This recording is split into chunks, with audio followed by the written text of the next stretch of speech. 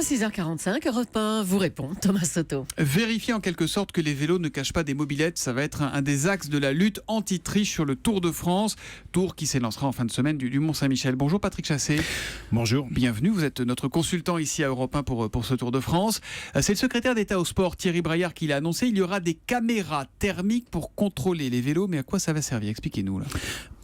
C'est vrai qu'on a ce problème depuis quelque temps. Rappelez-vous, je crois que la première fois qu'on a parlé de suspicion en ce qui concerne les moteurs dans des vélos, ça remonte à 2010.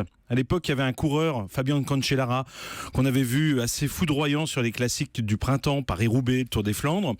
On n'a jamais su d'ailleurs si c'était réellement, si ça s'était réellement passé. Il n'y avait pas de preuves. Il y avait de fortes suspicions. Et puis derrière, il y a eu des contrôles qui ont été faits, mais un petit peu, on va dire que c'était des arguments pour faire taire les sceptiques. Et puis on avait à ce moment-là encore d'autres problèmes à régler. Le vrai dopage. Le dopage humain, biologique. Donc c'était pas forcément tout de suite la priorité.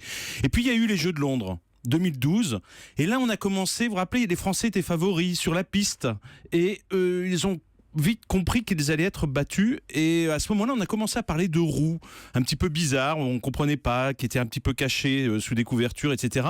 Et là on s'est vraiment interrogé. Et ensuite, il y a eu en début d'année un scandale, cette jeune femme âgée de 19 ans qui faisait du cyclocross, une jeune Belge, Femke van den Bresch, qui a été donc prise, la main dans le sac. Établi, elle, hein.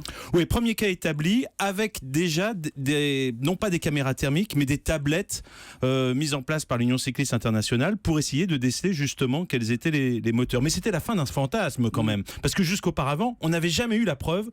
Il y avait des suspicions un peu partout, mais jamais la preuve que des cyclistes, hommes ou femmes, pouvaient utiliser réellement en course ce type de procédé. La caméra thermique, elle va radiographier le vélo. En quelque sorte, elle va être capable de dire, tiens, il y a un truc qui n'est pas normal. C'est caché où ce moteur? C'est dans le cadre? C'est dans la roue? C'est où? Alors, au départ, c'était plutôt dans la boîte de pédalier, autour des manivelles et des pédales. À l'intérieur de cette boîte, c'était assez simple à comprendre. Et je vais vous dire, si vous allez sur le site de l'INA, vous retrouvez, il y a 40 ans déjà, un ingénieur des arts et métiers qui avait inventé ça et c'était totalement invisible dans un vélo de course. Depuis, on a fait quand même des progrès. Les batteries sont devenues plus performantes. Donc, dans la boîte de cadre. Et puis, plus récemment, on a vu effectivement dans les moyeux des roues à l'avant ou à l'arrière.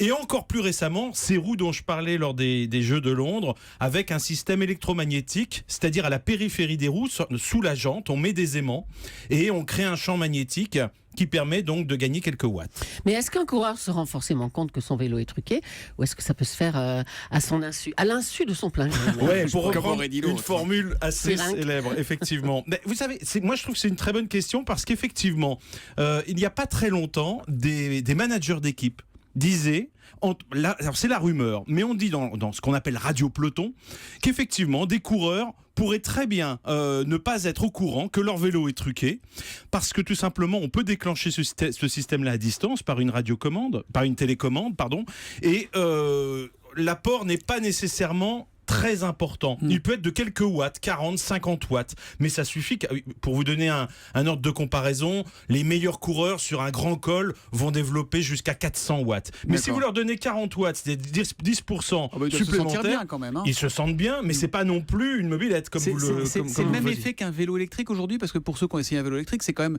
une aide dont on se rend compte quand même. On voit bien que c'est plus facile. Ça peut être dans certains cas tout à fait comparable effectivement au vélo électrique de tout le monde. Là, je dirais que on s'apparente vraiment très près d'une mobilette, puisqu'il suffit finalement de lancer un petit peu le moteur et ensuite on arrive à maintenir une vitesse constante. Une suggestion de Marc Belaïch sur Twitter avec le hashtag un matin, serait-il possible que chaque équipe ait le même vélo homologué par la fédération? Ça réglerait les problèmes, ça? Ça réglerait les problèmes, ça en poserait d'autres. C'est qu'il ne faut pas oublier qu'il y a beaucoup de manufacturiers différents, évidemment, qui représentent autant de marques, qui sont intéressés par le Tour de France et donc par le marché du donc ça vélo. C'est un problème économique pour le vélo, pour le sport en quelque sorte, là. Oui, et autant il y a quelques années, ces manufacturiers avaient un petit peu disparu. Aujourd'hui, ils sont revenus en force parce que l'industrie du cycle se porte très bien.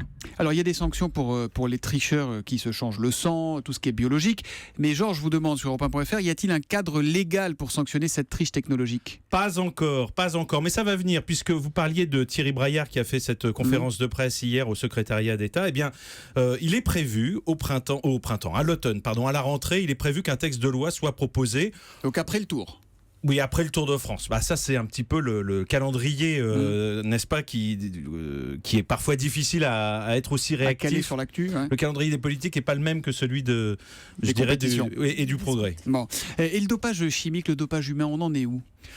Alors, si vous avez regardé la télévision hier, il y avait quand même une émission qui était assez déprimante, Cache puisque Investigation. Cache Investigation nous a révélé qu'un un pseudo-médecin qui exerce dans le vélo depuis les années Poulidor, c'est vous dire, ça veut dire donc depuis une bonne quarantaine Le d'années. docteur Sainz, pour le citer, qui est surnommé le docteur Mabuse. Exactement, eh bien, est toujours en activité.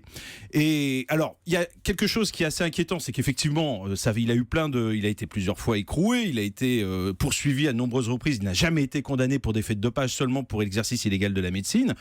Ce qui est finalement quand même assez rassurant, c'est que dans les noms qui sont sortis, il n'y a pas vraiment de grands noms. Bon, il y a Sylvain Chavanel qui est sorti, mais il a dit, alors on le croira ou pas, que très vite il a arrêté quand il s'est rendu compte que finalement c'était pas l'homéopathe qu'il prétendait être, mais plutôt quelqu'un qui pouvait le doper. Il y a quelques autres noms comme ça qui sont sortis. Attendez, vous citez un Français là. On a souvent l'image d'un vélo français plus propre que les autres. C'est vrai ou pas ça? Je crois qu'il ne faut pas prendre ça comme un postulat. Effectivement, le dopage, tout le monde y est exposé, qu'on soit français ou étranger. Et en France, écoutez, ce qui est quand même assez rassurant, c'est qu'aucun grand nom n'est cité. Et je crois qu'il y a quand même pas mal de lanceurs d'alerte qui se sont penchés sur la question et qui n'ont rien trouvé. Les Thibaut Pinot, les Romain Bardet, les Warren Barguil, qui aujourd'hui seront probablement les Français qui vont briller sur le prochain Tour de France, n'ont pas du tout été évoqués. Justement, peut-être un mot de sport, Patrick Chassé, pour finir. Ce tour, il va donc partir samedi, le 2 juillet, du Mont-Saint-Michel. Il est pour qui celui-là? Est-ce qu'une victoire française, enfin, après Bernard Hinault en 85, est possible, ou est-ce qu'il ne faut pas rêver? Vous voyez quand même que si en France, on savait si bien doper les coureurs français, on gagnerait 30 ans sans victoire dans le Tour, on serait en tout cas très mauvais là-dessus. Non, oui, il y a peut-être des chances avec les trois noms que je vous ai cités, Thibaut Pinot, Romain Bardet, Warren Barguil, qui sont vraiment les trois Français qui peuvent se débrouiller sur grande course par étapes. Maintenant, il y a 4 grands favoris qui sont souvent les mêmes.